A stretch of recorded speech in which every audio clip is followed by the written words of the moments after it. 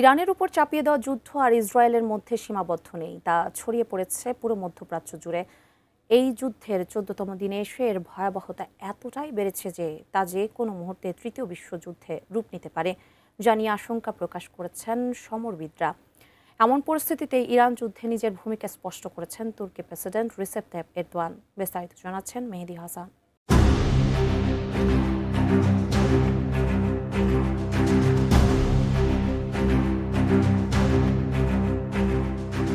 ইরানের সাথে ইসরায়েল যুক্তরাষ্ট্র যুদ্ধ গড়িয়েছে তৃতীয় সপ্তাহে। এরই মধ্যে অন্তত ১২টি দেশ সরাসরি এই সংঘাতের সঙ্গে জড়িয়ে পড়েছে।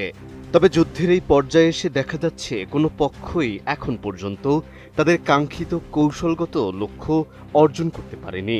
উল্টো যুদ্ধ যত দীর্ঘায়িত হচ্ছে, বিশ্ব অর্থনীতি ও ভূ রাজনীতিতে অনিশ্চয়তা ততই বাড়ছে। এই পরিস্থিতির মধ্যেই ইরান কেন্দ্রিক সংঘাত নিয়ে তুরস্কের অবস্থান স্পষ্ট করেছে দেশটির প্রেসিডেন্ট রিসেপ তাইয়িপ এরদোয়ান। তিনি বলেছেন, সহিংসতা যাতে আর বৃদ্ধি না পায় সেজন্য তুরস্ক জোরালো কূটনৈতিক প্রচেষ্টা চালিয়ে যাচ্ছে। তার ভাষ্য অনুযায়ী চলমান এই সংকটের সমাধানে কূটনীতি ও আলোচনাই ন্যায্য এবং স্থায়ী শান্তির সবচেয়ে নিরাপদ পথ।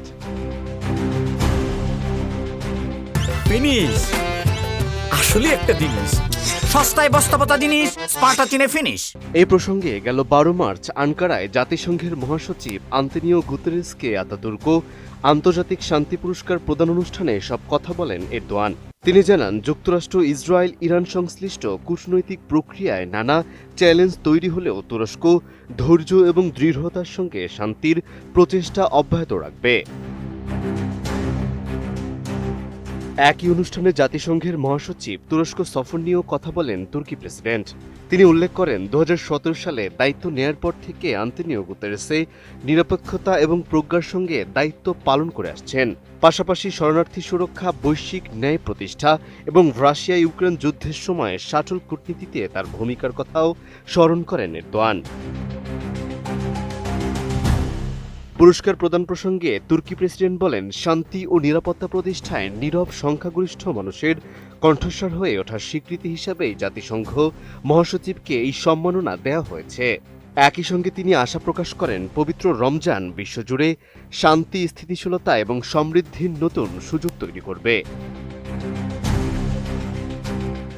সব মিলিয়ে তুর্কি প্রেসিডেন্টের এই বক্তব্যের মাধ্যমে পরিষ্কার বার্তা মিলেছে, ইরানকে ঘিরে বাড়তে থাকা এই সংঘাতে সরাসরি সামরিক অবস্থান না নিয়ে কূটনৈতিক পথেই সক্রিয় ভূমিকা রাখতে চায় তুরস্ক। মেহেদী হাসান, এটিএন নিউজ।